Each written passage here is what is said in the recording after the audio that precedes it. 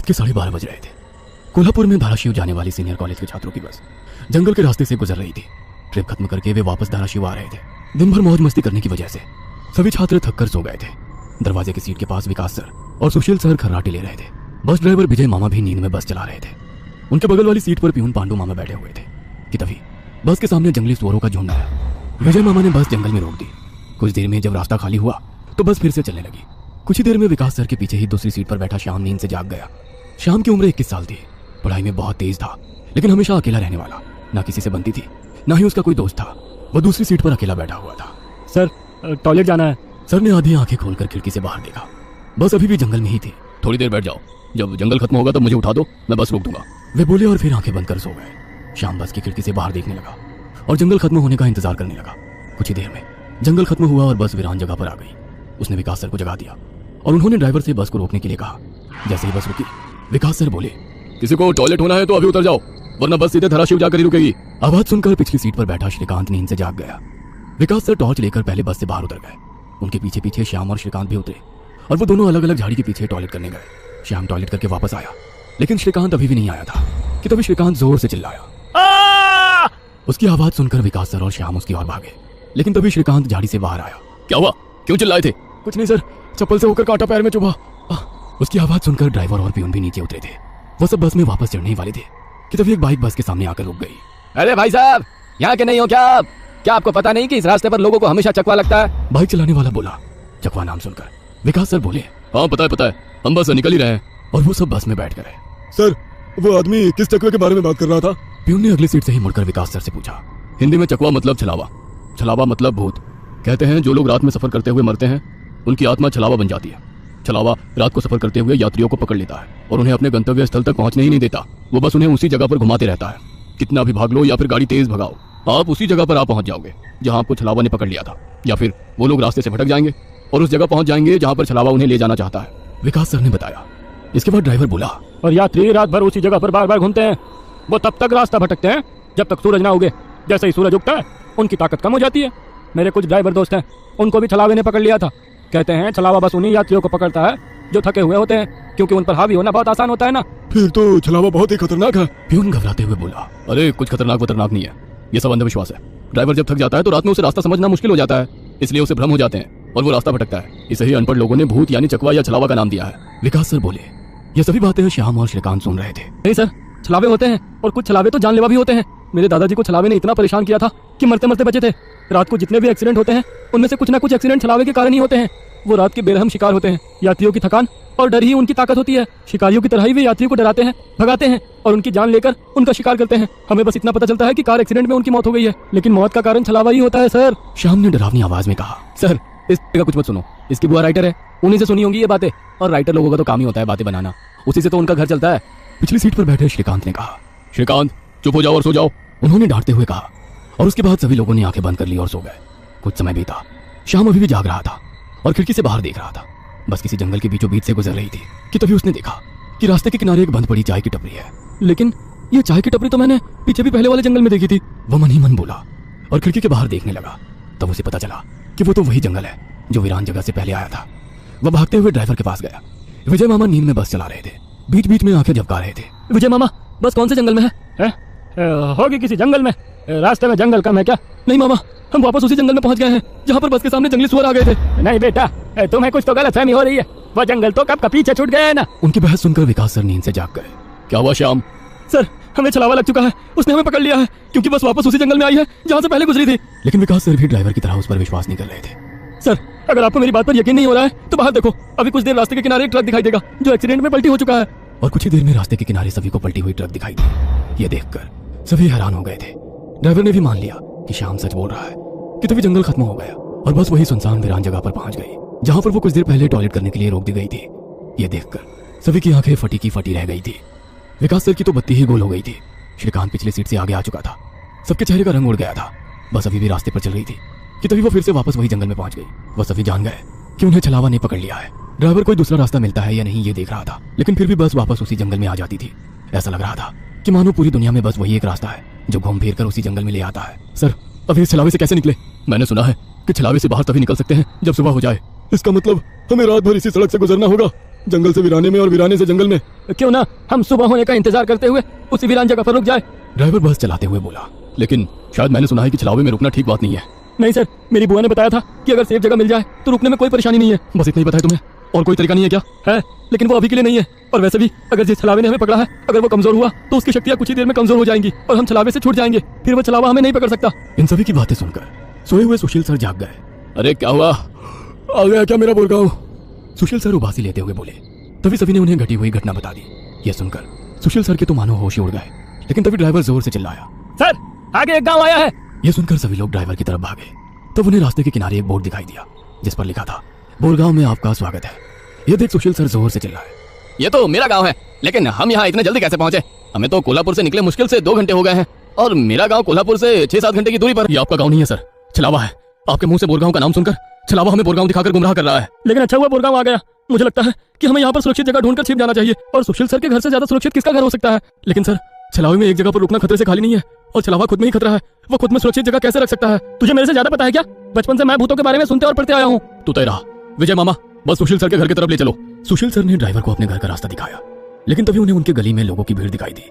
बस आगे नहीं जा सकती थी, इसलिए उन्होंने बस दूर ही खड़ी कर दी। भीड़ में खड़े लोग जोर जोर से रो रहे थे, और भीड़ का रुख सुशील सर के घर की तरफ ही था। भीड़ के रोने की आवाज सुनकर वे सभी लोग डर गए। सुशील सर बस से उतरे और भीड़ में घुस गए। उनके पीछे पीछे सभी भीड़ में घुस गए। वो सभी भीड़ को चीरते हुए सुशील सर के घर के सामने जा पहुंचे, और आगे का नजारा देख उनकी रूह कांप उठी, क्योंकि जमीन पर खून से लथपथ 4 लाशें पड़ी हुई थी। और वो लाशें थी सुशील सर के बीवी बच्चे की और उनके माता पिता की। उन सभी की किसी धारदार हथियार से गला काटकर हत्या कर दी गई थी। खुद के परिवार की लाशें देखकर सुशील सर का दिल सहम गया और वो रो पड़े। ये क्या हो गया? किसने मारा उन्हें? उन्होंने रोते हुए एक आंख वाले बूढ़े आदमी से पूछा, आज तुम्हारे बीवी ने चाकू से तुम्हारे बच्चे का और तुम्हारे माता पिता का गला चीरकर उन्हें मार डाला, और फिर खुद का गला काटकर खुदकुशी कर ली। क्या? लेकिन क्यों? उसने ऐसा क्यों किया?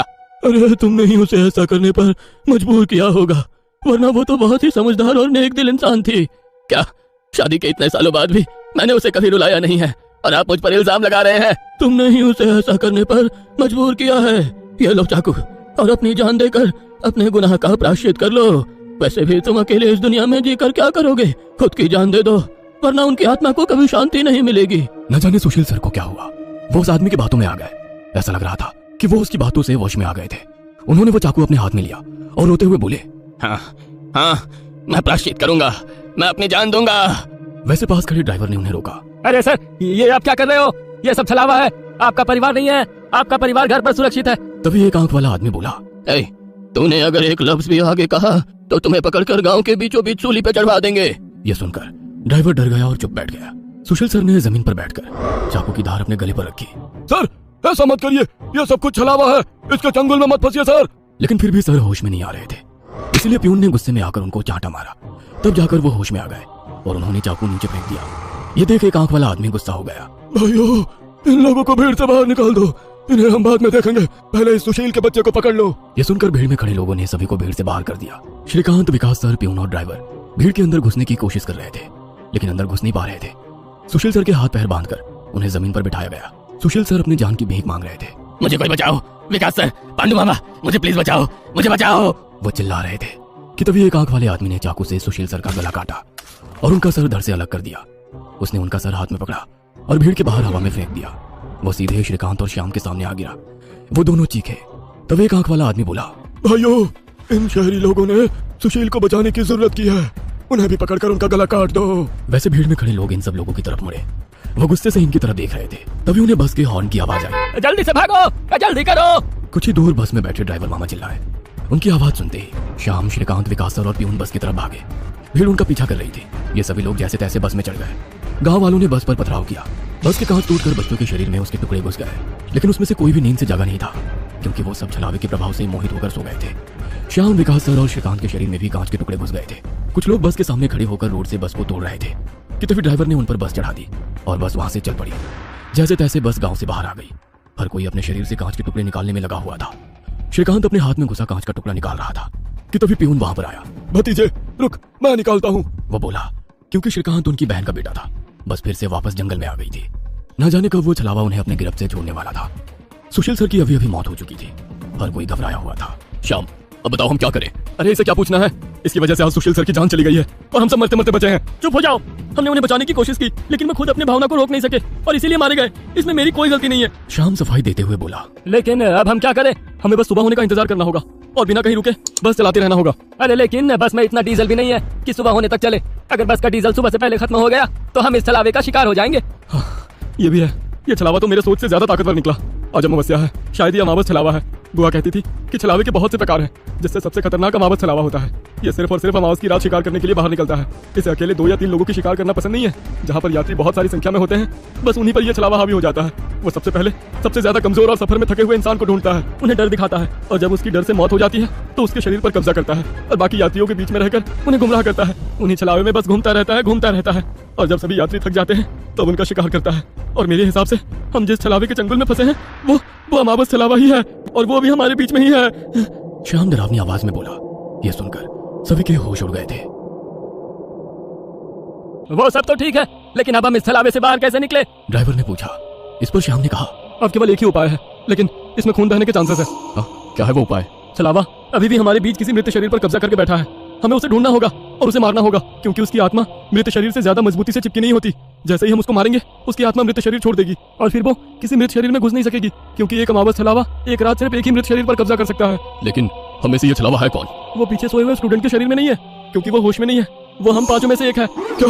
लेकिन हम सब तो जिंदा है। नहीं, हम में से एक पहले ही मर चुका है। उसे छलावे ने मार डाला है और उसके शरीर पर कब्जा कर लिया है।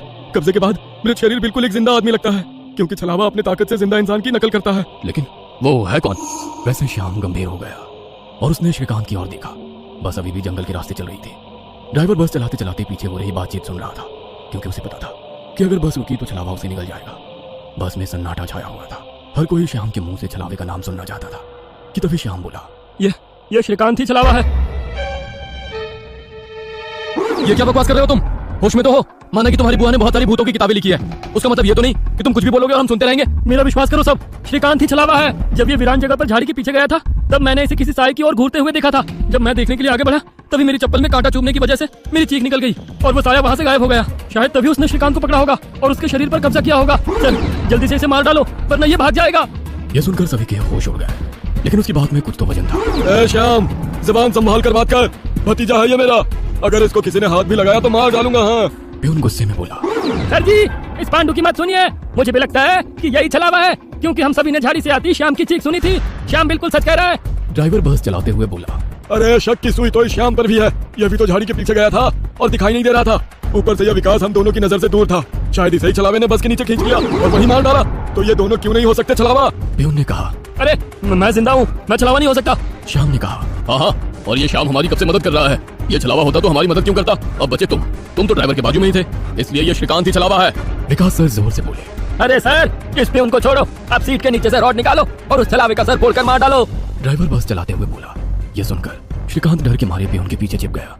विकास सर ने सीट के नीचे से लोहे की रॉड निकाली। प्यून ने उन्हें रोकने की कोशिश की, लेकिन विकास सर ने उन्हें धक्का मारा और रॉड श्रीकांत के सर पर मारी। लेकिन श्रीकांत वहां से हट गया और नीचे गिर गया। वो रॉड से दूसरा हमला करते कि तभी प्यून ने पीछे से रॉड पकड़ी और विकास सर के हाथों से रॉड खींचकर उन्हें खिड़की पर धकेल दिया और उनके सर में रॉड दे मारा। विकास सर हाथों से सिर पकड़कर वहीं तड़पते रह गए। उनके सर से खून निकल रहा था और कुछ ही देर में उन्होंने अपना दम तोड़ दिया। यह देख श्याम चिल्लाया, विजय मामा जल्दी से पीछे आइए, इन दोनों ने विकास सर को मार डाला। यह सुनकर ड्राइवर ने बस बीच जंगल में रोक दी और वो पीछे भागते हुए आया। उसने प्यून के हाथों से रॉड छीना और उसे धक्का दे दिया। तुम नहीं सुनोगे, इसलिए पहले मुझे तुम्हें ही मारना होगा। ड्राइवर गुस्से में प्यून से बोला और वो प्यून के सर पर रॉड से हमला करता कि इससे पहले ही प्यून ने कांच का नुकीला टुकड़ा तोड़कर ड्राइवर के पेट में घोंप दिया। ड्राइवर जोर से चिल्लाया और नीचे गिर गया कि तभी बस के बाहर से भीड़ की आवाज सुनाई देने लगी। रास्ते के बीचों बीच बस लगाई है इन्होंने। कोई तेजी से चलती गाड़ी इस बस से टकराई तो क्या होगा? बाहर निकालो इन लोगों को और सजा दो इन्हें, सजा दो। बस के बाहर से आवाज आई और बस पे पथराव होने लगा। प्यून आगे की तरफ भागते हुए गया तो देखा कि 5-6 लोग बस पर पथराव कर रहे हैं। लोग गुस्से से चिल्लाने लगे, बाहर निकलो, अंदर क्यों छुप कर बैठे हो? अरे क्या हुआ भाइयों, आप ऐसा क्यों कह रहे हो? प्यून चीख चीख कर उनसे पूछ रहा था, लेकिन कोई भी उसकी तरफ ध्यान नहीं दे रहा था। तभी श्याम श्रीकांत से बोला, ये लोग सिर्फ छलावा है। हम जंगल में रुके हुए हैं, इसलिए हम मुसीबत में पड़ चुके हैं। विकास सर और ड्राइवर दोनों मर चुके हैं, फिर भी हम छलावे से बाहर नहीं निकले। इसका मतलब छलावा अभी भी हमारे बीच में है और वो छलावा तुम्हारा मामा है। ये सुनकर श्रीकांत की आंखें फटी की फटी रह गई। नहीं, ऐसा नहीं हो सकता। अरे ऐसा ही है श्रीकांत, तुमने देखा कि किस तरह से तुम्हारे मामा ने विकास सर और ड्राइवर की जान ली। वो उन्हें सिर्फ घायल भी तो कर सकता था, लेकिन नहीं, उसने उनकी जान ली। अब तो अपने मामा प्रेम से बाहर आओ श्रीकांत और देखो उस आदमी को, वो तुम्हारा मामा नहीं छलावा है। ये सुनकर श्रीकांत सोच में पड़ गया। श्रीकांत, लोग अभी बस के कांच तोड़कर अंदर आ जाएंगे और हमारी जान ले लेंगे।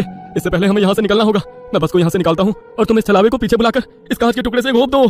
छलावा मर जाएगा और हमारी जान बच जाएगी। श्याम बोला और ड्राइविंग सीट की तरफ निकल पड़ा। लेकिन तुम्हें ड्राइविंग आती है क्या? अरे मेरे मामा की ट्रैवल एजेंसी है, इसलिए मैं बस पहले ही चलाना जानता हूँ, उसने कहा और ड्राइविंग सीट पर जा बैठा। उसने बस चालू की और बस चलाने लगा। प्यून पीछे श्रीकांत के पास जा पहुंचा। श्याम बहुत ही मन लगाकर बस को भगा रहा था कि तभी उसे प्यून की चीख सुनाई दी। उसने मिरर में देखा तो प्यून गले में हाथ लगा के नीचे गिर गया। श्रीकांत के हाथ में खून से सना कांच का टुकड़ा था। उसने अपने ही मामा को गला काट कर मार डाला था। श्रीकांत श्याम के पास आया। श्याम ने बस रोक दी। मैंने छलावे को मार डाला। ये सुनकर श्याम जोर जोर से हंसने लगा और उसकी आंखें लाल हो गई और वो डरावनी आवाज में बोला, लेकिन छलावा तो मैं हूँ। यह सुनकर श्रीकांत के तो होश उड़ गए। अरे चौंक क्यों रहे हो? मैं ही छलावा हूँ। जंगल में जब बस के आगे सुअरों का झुंड आया था तभी मैं बस में घुस गया था। मैंने बस में सबसे कमजोर और थका हुआ यात्री चुना। ये श्याम थकान के कारण गहरी नींद में सो गया था। मैंने इसे जगाया और मेरा असली रूप दिखाया। मेरा डरावना रूप देखकर ये उसी वक्त सीने पर हाथ लगाते हुए मर गया। मैंने तुरंत इसके शरीर पर कब्जा कर लिया।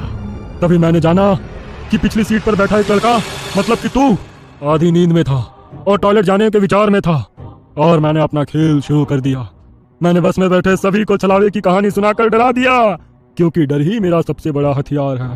मैंने जानबूझकर तुम सबको गुमराह किया और सुशील सर के गांव ले गया और तुम्हें छलावे में रुकने के लिए मजबूर किया और सुशील सर की जान ली। मैंने ही विकास सर, तेरा मामा और ड्राइवर को एक दूसरे से लड़ाया ताकि वो आपस में लड़ लड़ कर मर सके, और आखिर मैंने तुम्हारे हाथों से ही तुम्हारे मामा का खून करवाया। ऐसा कहकर वो हंसने लगा। यही मेरा खेल यानी कि शिकार थी। तूने अपने ही मामा की जान ली, उस मामा की जिसने तुम्हें बचाने के लिए अपनी जान पर खेलकर 2 आदमियों की जान ली। अब तुम्हारा जी कर क्या फायदा? यह सुनकर श्रीकांत की आंखों में आंसू आ गए। उसे अपनी गलती का एहसास हो गया। श्रीकांत, आओ बैठ जाओ इस ड्राइविंग सीट पे और ठोक दो इसे किसी पेड़ पे। ले लो खुद की और इन सभी यात्रियों की जान। छलावा श्रीकांत की आंखों में देखकर बोला। शायद उन लाल आंखों का जादू श्रीकांत पे हो रहा था। वो छलावे की बातों में आ गया था, जैसे सुशील सर आ गए थे और खुद की जान लेने के लिए तैयार हो गए थे। शायद श्रीकांत को अपने किए का पछतावा हो रहा था और वो छलावे की बात मानने वाला था कि तभी श्रीकांत ने अपने आंसू पूछे और वो जोर से चिल्लाया, मामा! छलावे को पीछे पैरों की आहट सुनाई दी और उसने मुड़कर देखा कि तभी प्यून ने लोहे का रॉड छलावे के सर पे दे मारा और उसके सर पर 4-5 बार हमला कर उसका सर कुचल दिया। तुम्हें क्या लगा खेल केवल तुम ही खेल सकते हो? अरे मैंने तो तुम्हें तभी पकड़ लिया था जब तुम विकास सर और ड्राइवर की मौत देखकर मुस्कुरा रहे थे। तुम अपनी खुशी छुपा नहीं पाए। तब मेरे दिमाग में तुम्हारी बातें आई। जानबूझकर तुमने हमें गुमराह करके छलावे में रोका और तुम्हारी वजह से सुशील सर की जान गई। तुमने मुझ पर ही छलावा होने का इल्जाम लगाया, हाँ? और मेरे मामा विकास सर और ड्राइवर के बीच आग लगा दी और बाद में तुमने मुझे ही मेरे मामा को मारने के लिए कहा। और हद तो तब हो गई जब तुमने कहा कि तुम्हारे मामा की ट्रैवल एजेंसी है, जबकि श्याम का मामा तो हमारे कॉलेज के बाहर गोलगप्पे का ठेला लगाता है। श्रीकांत ने अपने मामा के हाथों से लोहे की रॉड ली और छलावे से बोला, अब तुम चैन से शिकार करने के लिए अगले अमावस की रात का इंतजार करो, क्योंकि आज तुम खुद शिकार हो गए हो। और ऐसा कहकर उसने एक रॉड का वार उसके कुचले सर पे कर दिया और उसके शरीर से छलावा काले धुएं के रूप में बाहर निकला और बस के बाहर निकल गया। और जैसे ही छलावा बस से बाहर निकल गया, सभी स्टूडेंट्स नींद से बाहर आ गए। आज पहली बार कोई अमावस छलावा किसी यात्री से हारा हुआ था। बस के ऊपर हवा में उड़ता हुआ छलावा दर्द से तड़पने लगा और चिल्लाते हुए हवा में बिखर गया। उस छलावे को अपनी योनि से मुक्ति मिल गई, क्योंकि ये सृष्टि का नियम है कि जब भी कोई छलावा इंसान से हारता है उसका अंत हो जाता है और उसे मुक्ति मिल जाती है।